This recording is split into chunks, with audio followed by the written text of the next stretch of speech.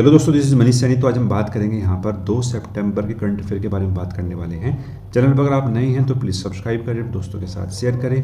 पहला जो प्रश्न है हमारे पास यहाँ पर कि वर्ष 2025 का रेमन मैग्सेसे पुरस्कार प्राप्त करने वाला पहला भारतीय संगठन या पहला ऐसा एनजीओ कौन सा है? तो वो है यहाँ पर foundation to educates girls globally. इसकी स्थापना जो है वो 2007 में की गई थी। बात करेंगे डिटेल में क्या क्या यहाँ पर महत्वपूर्ण हो सकता है आपके एग्जाम के लिए। चैनल पर अगर आप नए हैं तो प्लीज़ सब्सक्राइब करना ना भूलें। जो यहाँ पर रेमन मैग्सेसे पुरस्कार मिला है 2025 के लिए, वो मिला है foundation to educates girls globally, जो संगठन है, एनजीओ है। इसका जो उद्देश्य है, पर्पज है, ग्रामीण और शैक्षिक रूप से वंचित क्षेत्रों में बालिकाओं की शिक्षा के लिए जो है सामुदायिक और सरकारी संसाधनों को यहाँ पर जुटाना है। 2007 में जो इसकी स्थापना है वो सफीना हुसैन ने की थी। यहाँ से आपके एग्जाम में प्रश्न बनने की संभावनाएं हम देख सकते हैं। ठीक है, इसका जो उद्देश्य है वो है यहाँ पर 1 गर्ल एट ए टाइम, और 2015 में डेवलपमेंट इम्पैक्ट बॉन्ड शिक्षा क्षेत्र में लागू किया गया था। ठीक है, जो यहाँ पर रेमन मैग्सेसे पुरस्कार है, इसे एशिया का नोबेल पुरस्कार भी कहा जाता है। यह पुरस्कार जीतने वाला पहला भारतीय संगठन है। जो अन्य विजेता हैं 2025 को हम देख लेते हैं एक बार। यहाँ पर साहिना अली जो मालदीव की हैं, वो यहाँ पर पर्यावरण संरक्षण का पुरस्कार यहाँ पर को मिला है। और फ्लाविनो एंटियोना एल विला नुआवा का जो फिलीपींस की हैं, वो यहाँ पर गरीबों और हाशिए पर पड़े लोगों के उत्थान हेतु उनको यहाँ पर यह पुरस्कार दिया गया है।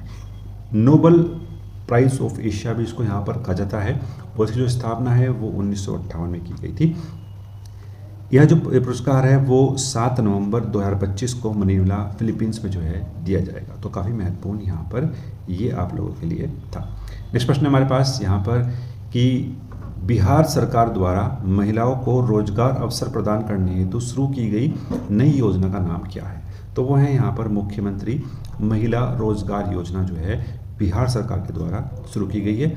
बात करेंगे डिटेल में, तो यहाँ पर जो इसका पर्पज है वो है कि प्रत्येक परिवार की एक महिला को अपनी पसंद का व्यवसाय शुरू करने हेतु वित्तीय सहायता यहाँ पर प्रदान की जाएगी। और इसकी पहली किस्त है वो 10,000 रुपये यहाँ पर दी जाएगी। और जो इसकी नोडल एजेंसी है इस पूरी योजना की, तो वो है यहाँ पर ग्रामीण विकास विभाग। लाभार्थियों के बैंक खाते में धनराशि का जो हस्तांतरण है वो अगले महीने से शुरू हो जाएगा। 6 महीने बाद मूल्यांकन किया जाएगा, और आवश्यकता पड़ने पर 2 लाख रुपए तक की जो अतिरिक्त धनराशि है वो भी उनके बैंक अकाउंट पर जो है ट्रांसफर कर दी जाएगी। नेक्स्ट प्रश्न हमारे पास यहाँ पर 17वां CII वैश्विक मेडिक शिखर सम्मेलन 2025 कहाँ पर आयोजित किया गया? तो ये कहाँ पर किया गया है? ये नई दिल्ली में आयोजित किया गया है। बात करेंगे डिटेल में कि क्या क्या यहाँ पर महत्वपूर्ण चीज़ें हो सकती हैं। तो 30 अगस्त 2025 को नई दिल्ली में 17वां CII यानी कॉन्फेडरेशन ऑफ इंडियन इंडस्ट्री वैश्विक मेडिक शिखर सम्मेलन किया गया। इसकी जो थीम है वो है यहाँ पर स्वस्थ भविष्य के लिए नवाचार, innovation for a healthy future. अब भारत में MRI, CT स्कैन और यहाँ पर जो संसाधन हैं, डायलिसिस मशीन है, स्टंट है और हार्ट वैल्यू इम्प्लांट्स जैसे उपकरणों को घरेलू उत्पादन यहाँ पर किया जाएगा। सरकार 3 समर्पित चिकित्सा उपकरण पार्क यहाँ पर स्थापित करेगी, और इस पूरी योजना में जो है विनिर्माण क्षेत्र को यहाँ पर बढ़ावा मिलने वाला है। तो जितनी भी मेडिकल फैसिलिटीज़ हैं, वो उपकरण हैं, वो यहाँ पर प्रोवाइड किए जाएंगे। तो काफ़ी महत्वपूर्ण ये यहाँ पर सम्मेलन था। नेक्स्ट बात करेंगे, भारत की पहली टेम्पर्ड ग्लास विनिर्माण इकाई का उद्घाटन कहाँ पर किया गया है? तो ये कहाँ पर किया गया है? नोएडा में किया गया है। ठीक है, तो सी आंसर है आपका वो यहाँ पर हो जाएगा, नोएडा में इसका उद्घाटन किया गया है। ठीक है, बात करेंगे डिटेल में। 30 अगस्त 2025 को केंद्रीय मंत्री अश्विनी वैष्णव ने नोएडा में भारत की पहली टेम्पर्ड ग्लास विनिर्माण इकाई का उद्घाटन किया गया है। यह सुविधा जो है ऑप्टिमस इलेक्ट्रॉनिक्स और कॉर्निंग इनकॉर्पोरेटेड USA के सहयोग से स्थापित की गई है। उत्पादन जो है वो यहाँ पर इंजीनियरिंग बाय कॉर्निंग ब्राउन के अंतर्गत यहाँ पर किया जाएगा। तो काफ़ी महत्वपूर्ण था आपके एग्जाम के लिए। इससे जो है 600 लोगों को रोजगार मिलेगा प्रतिवर्ष, और 2.5 करोड़ यूनिट जो है प्रतिवर्ष यहाँ से पहले चरण में जो है उत्पादन किया जाएगा। और जो दूसरा चरण है इसका यहाँ पर, उसमें जो है 800 करोड़ रुपए जो है वो निवेश किए जाएंगे, और 20 करोड़ यूनिट स्थापित की जाएगी। रोजगार जो मिलेगा वो यहाँ पर 4500 लोगों तक बढ़ाया जा सकता है। तो काफ़ी महत्वपूर्ण है ये आपके एग्जाम के लिए। नेक्स्ट बात करेंगे, भारत सरकार के जनजातीय कार्य मंत्रालय ने आदि वाणी का बीटा संस्करण यहाँ पर लॉन्च किया है। इसका क्या उद्देश्य है? इसका उद्देश्य जो है वो है यहाँ पर कि जो जनजातीय भाषाएं हैं उनको AI आधारित अनुवादक यहाँ पर मिल सकता है।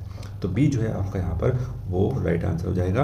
आदिवाणी का बीटा संस्करण जनजातीय कार्य मंत्रालय यानी मिनिस्ट्री ऑफ ट्राइबल अफेयर्स के माध्यम से लॉन्च किया गया है।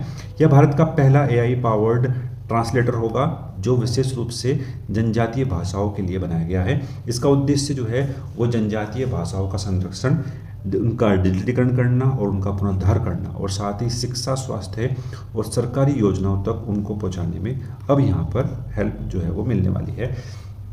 बीटा संस्करण में शामिल जो भाषाएं हैं वो संथाली है उड़ीसा की, भीली मध्य प्रदेश, मुंडारी झारखंड और गोडी जो है छत्तीसगढ़। इसको जो विकसित किया है वो IIT दिल्ली के नेतृत्व में यहाँ पर BITS panel, IIT Hyderabad, IIT यहाँ पर नया रायपुर और ट्राइबल रिसर्च इंस्टीट्यूट के माध्यम से यहाँ पर किया गया है।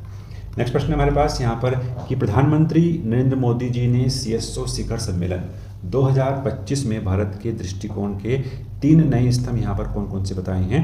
वो बताए हैं यहाँ पर सुरक्षा, कनेक्टिविटी और अवसर यानी सिक्योरिटी, कनेक्टिविटी और यहाँ पर अपॉर्चुनिटी।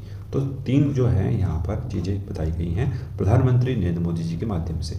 प्रधानमंत्री नरेंद्र मोदी जी ने चीन के तियानजिन में आयोजित CSO शिखर सम्मेलन 2025 के पूर्ण संबोधन को यहाँ पर संबोधित किया और भारत के प्रधानमंत्री मोदी जी ने अपने भाषण में CSO को लेकर भारत की 3 स्तंभ यहाँ पर बताए हैं। S मतलब सिक्योरिटी, C मतलब कनेक्टिविटी और O फॉर अपॉर्चुनिटी यहाँ पर रखा गया है। तो इसकी जो फुल फॉर्म है वो यहाँ पर CSO ही बताई है।